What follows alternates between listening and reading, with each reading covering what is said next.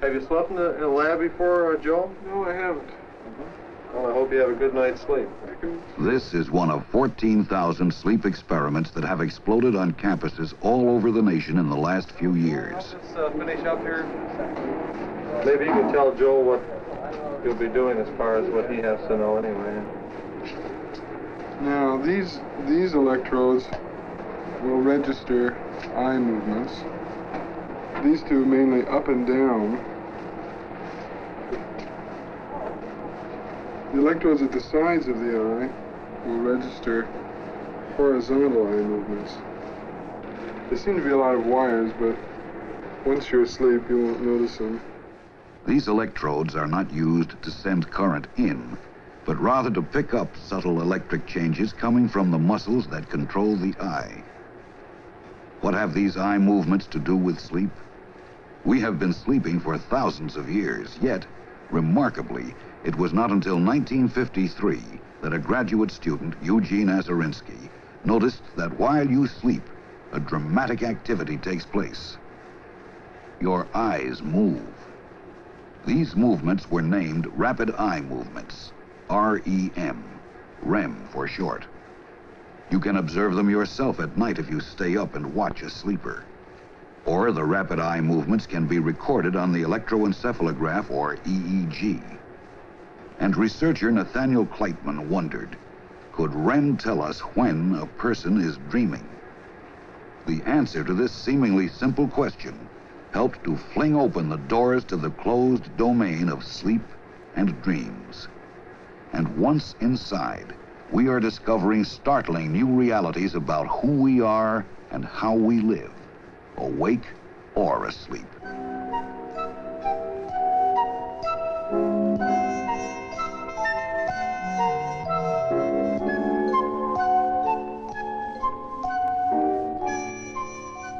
All over the country, as night falls and most of us go to sleep, sleep scientists go to work. Tonight at UCLA, they will storm the citadel of sleep and try to capture a dream. Dr. Kleitman, who pioneered in sleep research at the University of Chicago, is joining a team of investigators gathered here at UCLA to help explore this hidden world with us. Among them is Dr. William Dement of Stanford University. Or simply the waking up you can do tonight. You wake him up, that's what you do, you wake him up. Their first question is, can science predict exactly when you will have a dream? Dr. Alan Jacobson's 11-year-old daughter Denise is sleeping in the lab tonight, and the experiment is being conducted by psychiatrist Anthony Kales of UCLA. The principle's the same. When I wake you up, just try to sit up in bed and tell me whatever was going on before I came in the room. Okay? And sometimes you may be thinking about something or dreaming about something, and other times you may not have any thoughts at all before I come in the room. So just take your time and think a little bit once you wake up, and if you have any recall, then let us know. You think you dream more at home or here in the lab? Here. Here? Yes. Let's check it out. Let's check out the electrodes out front here. All right. Okay, Denise. You can relax. Denise will be watched electronically to determine during her long night's sleep whether her rapid eye movements will indicate exactly when she is dreaming. All right, Denise, move your eyes from side to side. These two pens record eye movements to the left and right, and these two register eye movements up and down. Look up, down, up, down, up, down, up, down. In a similar way, changes in brain waves, blood pressure, pulse, respiration, and body temperatures of the sleeping subjects are measured through the EEG and are also clues to the dream state. Although the basic patterns are the same for all normal adults, each sleep record differs subtly and is as personal as a signature. Okay, you can go to sleep now. At this point, Denise has been asleep for some time, and her EEG shows that she is finishing the stages of quiet sleep. Her heart rate and blood pressure have been near their lowest point. But now these quiet sleep patterns end, and active sleep begins. Denise started a rapid eye movement period about 4 or 5 minutes ago. You can see very definite eye movements here. And this is the stage of the brainwave activity that is most frequently associated with dream recall. Also, there are a lot of physiological changes that occur during this period, such as irregularity in heart rate, respiration. Here are some more eye movements appearing now fairly regularly here on the EEG. And I'm going to go awaken Denise and see if we can get some recall.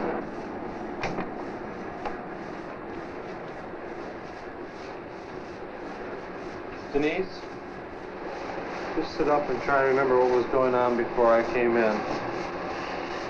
I was dreaming about school. And I was with this other guy, and I had a new teacher, and I was flunking the grades, and that's all I know. Can you tell us that again? We can't hear you too well. I was in school, and I was with just a couple other kids in the room, and I was flunking that grade. Can you remember anything else about the dream? No. Can you remember who gave you the report card, or No. any of the exact grades on it?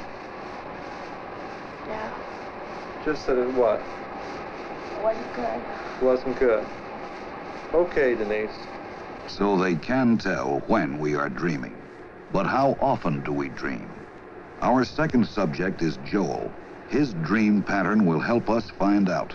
One of the most striking things about rapid eye movement sleep is the regularity of its occurrence. Rapid eye movements appear on the average of once every 90 minutes throughout the night. The subject has just fallen asleep. It is now 5 minutes of 12. The first rapid eye movement period generally occurs about 60 minutes after the onset of sleep, so we should expect a dream at about 1 o'clock. It is now 5 minutes after 1, which is about 70 minutes after the onset of sleep. The record now indicates that the subject is dreaming. There's a burst of eye movements, which you probably can see. And in a few seconds, we will awaken him and see if we can catch a dream. Were you dreaming just then? Yes. What about? Took me back to my high school days.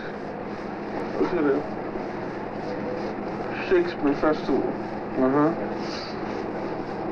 And I was talking to some kids who were just lost. They were just lost. They had just lost They had just lost. the competition. 90 minutes after Joel fell back to sleep. According to the prediction, it's time for another dream. And he had him in a wheelbarrow, that little kid. In a wheelbarrow? Yeah, he came up the driveway and he put him in a wheelbarrow and he wheeled him up and he dumped him on my chest. He dumped him on me. I picked him up and I said, what was wrong? And he said, the fellow that had picked him up had put him in the street and it was a hot day and he roasted this goose. For the man who works at night, the night has eyes that look inward. What draws a man to the sleep watch? Something about the dream, and I think what really hooked me was hearing my first dream. My greatest enthusiasm was that it would be a way of, quicker way of getting on the royal road to the unconscious that Freud talked about.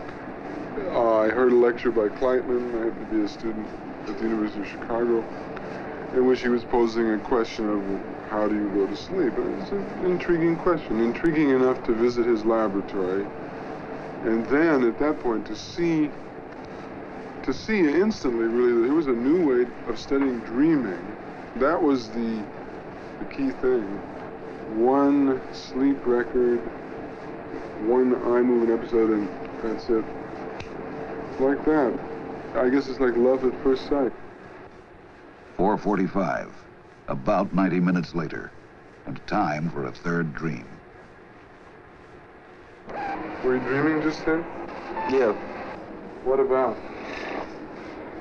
I had gone to this upholstery shop to have my car seat repaired. My first impression was that of a a dark, I don't know if it was now, it was a dark sweatshop with 8 men working. During an average night's sleep, a person has about 4 or 5 dream periods, each around 90 minutes apart. This is not to say that the mind is inactive during the rest of the night, but the REM dream state is special. Although some REM periods may run from 1 to 80 minutes, the average lasts about 20 minutes and may consist of several dreams.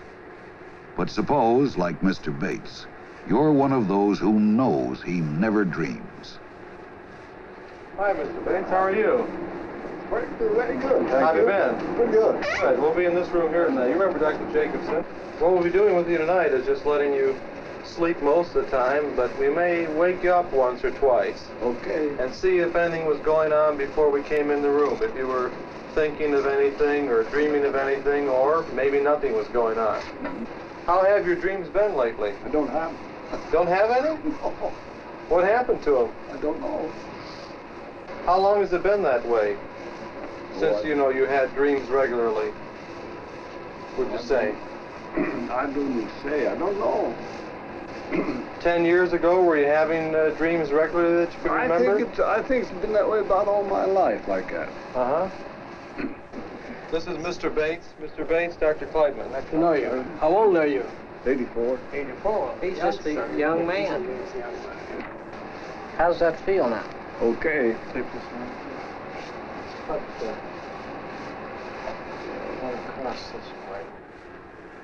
In the elderly subject, often you see very fast activity during these periods, which makes it harder to distinguish than that of the young adults.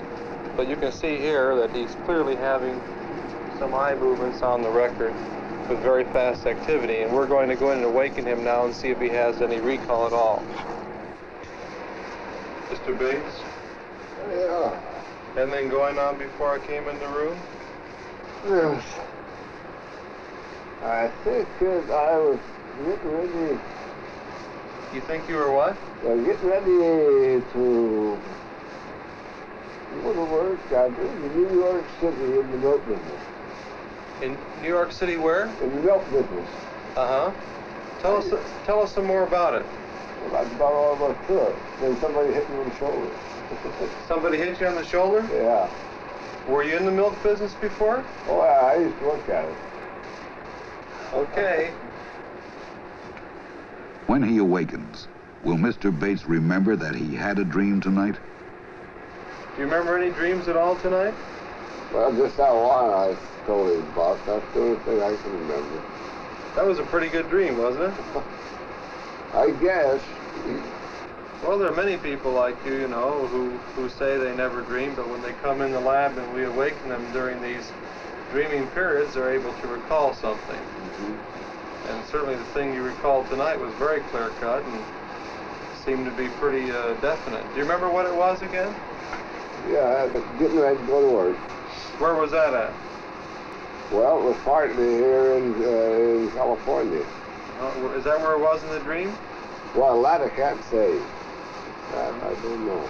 You told us before that it was in New York City. Maybe you forgot about that. Well, I don't think it was because I never was in New York. You never were in New York? No. Uh-huh. Oh, that's kind of interesting, isn't it? Yeah. Of course, I've read a lot about town and stuff like that, but I never was in there. Well, there you are. You visited last night. Yeah. In your dreams. Yeah. Do we dream because we want to, or because we must? Sleep scientists are learning that we must, and that we all spend a total of 1.5 to 2 hours of every night dreaming. Morning. Time to get some sleep. That night, time to go to work. And the work tonight concerns how we are affected physically when we dream. We're going to have an ulcer patient. And we were quite fortunate. We had some difficulty in getting a subject, but we actually had one right in our own group, and Dr. Wilson is going to be the subject tonight. Now, did you develop the ulcer before or after you started doing sleep Actually, research? it was after. I think it was one of the first few nights that I had to stay up all night that I got my ulcer. So tonight I'll be glad to be a subject. We'll capitalize on it then. Sleep experiments sometimes require special equipment, like this stomach tube. But surprisingly, this does not prevent the subject from sleeping. The ulcer patient is at the mercy of his emotions and must avoid all stressful situations, or else he will secrete painful gastric acids. So he looks forward to his sleep when, hopefully, he will get relief. But will he? Or will he secrete these very same acids?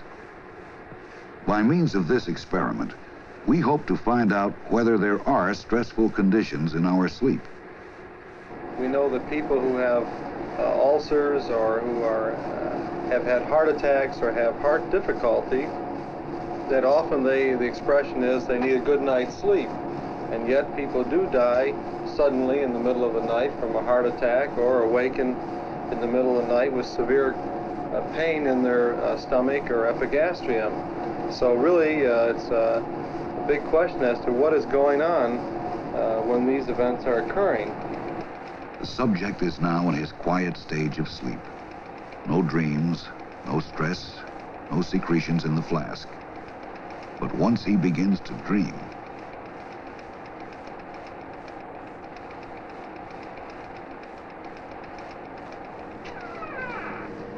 The subject is in a rapid eye movement period here with heavy secretion of acid outside in the flask.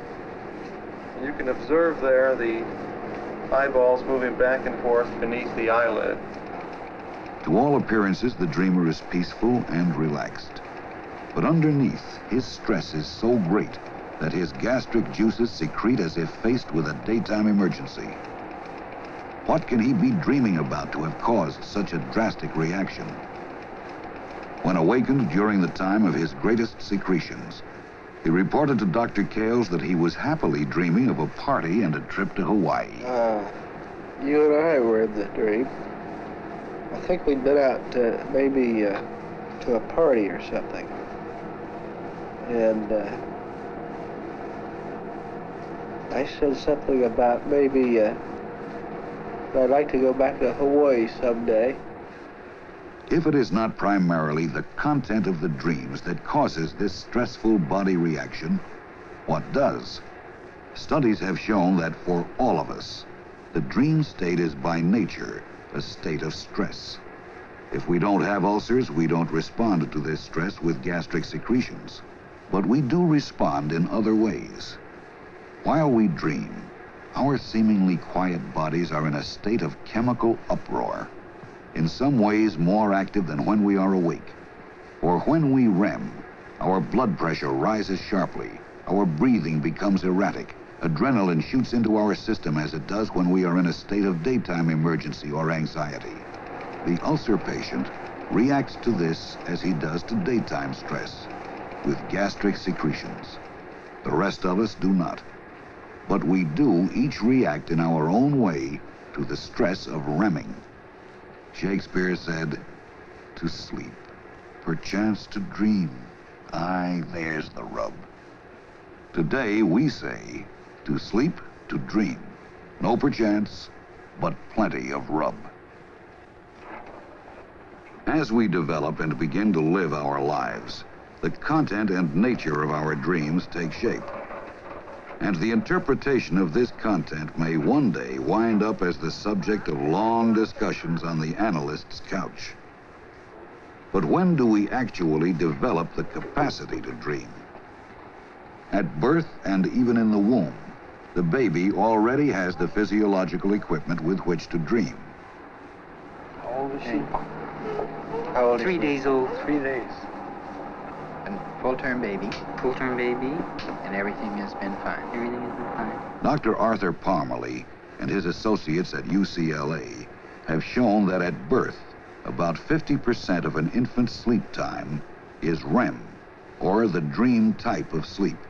During the next few years after birth, the primitive REM period is reduced to about 20% of sleep time and remains that way for most of one's adult life.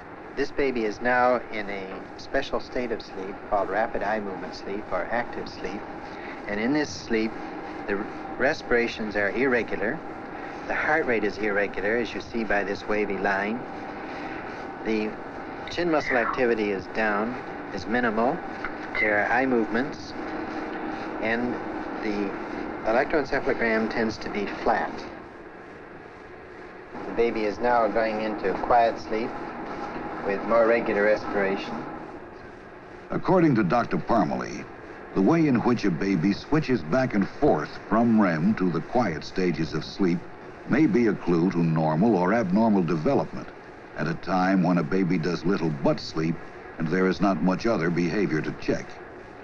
If REM sleep is so basic to life, and it has been found to exist even in most animals, what will happen if we are deprived of it? This is Joel's second night at the lab, and the question is, can man safely be totally deprived of his dreams? We're going to awaken you a number of times tonight, and we have a specific purpose in mind, but in order that you not, in a sense, distort the results by your own expectations, I can't tell you exactly what we're doing, but essentially we're doing a study of the effect of disturbing sleep. So, and after this is over, I'll be happy to answer any questions that you might have. But please don't be offended at anything that happens. Oh. Joel will be allowed to get his full quota of quiet sleep, but he will be awakened just before he begins to REM, and at no time tonight will he be allowed to dream. And this means the onset of rapid eye sleep right here. Already 15 seconds have elapsed. We must interrupt the period right away.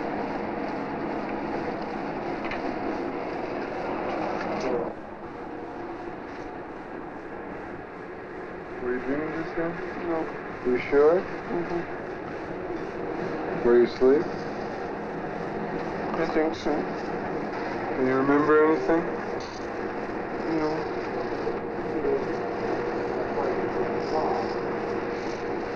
Do you think you were dreaming when I woke you up?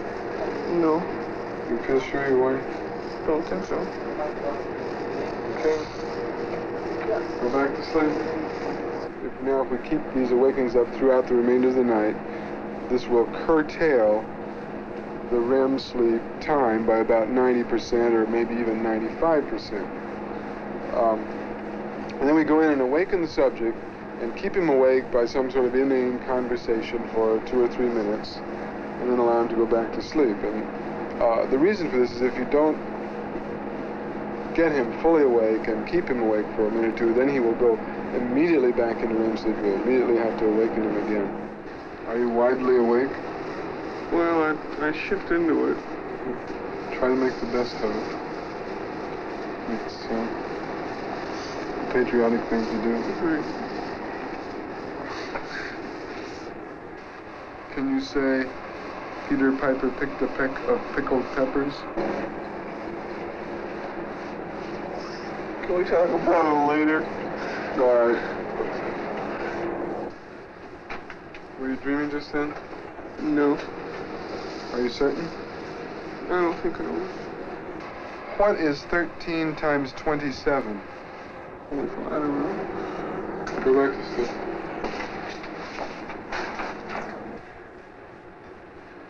As Shakespeare said, some must watch while some must sleep.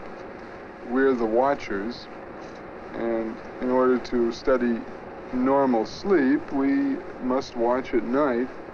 Well, it's fatiguing, it can be depressing, it can make you a little bit psychotic. I used to have I would actually get, I think, after maybe 3 or 4 days of sleep loss, actually get paranoid in a sense. That is, begin to feel that